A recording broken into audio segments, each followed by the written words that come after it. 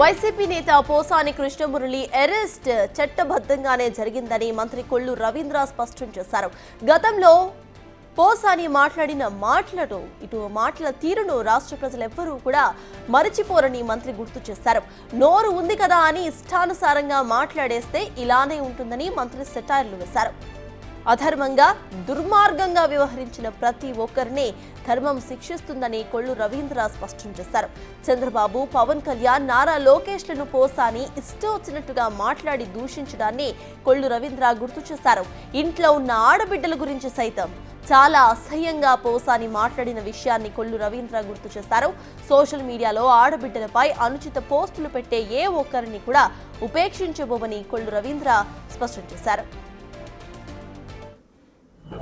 పోసాని మురళీకృష్ణ అని అయినా ఏ రకంగా వాళ్ళు మాట్లాడారు గతంలో మనం చూసాం. ఎప్పటికైనా సరే అధర్మంగా ప్రవర్తించిన వాళ్ళు ఖచ్చితంగా అధర్మం వాళ్ళు శిక్షిస్తారు. ధర్మాన్ని కాపాడితే ధర్మం మనల్ని కాపాడుతుంది.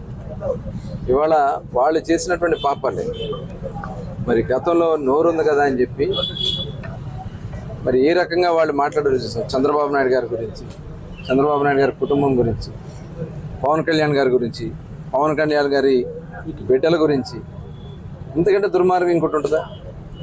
అలాగే లోకేష్ గారి గురించి అసలు ఇంతకంటే ఇంత దారుణంగా మాట్లాడినటువంటి సందర్భాల్ని చాలా ఇది జరగాలి. ఇంకొక ఆడబిడ్డ వైపు కానీ ఇంకొక కుటుంబం వైపు కానీ చూడాలని భయపడే విధంగా ఉండాల్సినటువంటి అవసరం ఉందని ఖచ్చితంగా మేము చెప్తా ఉన్నాం.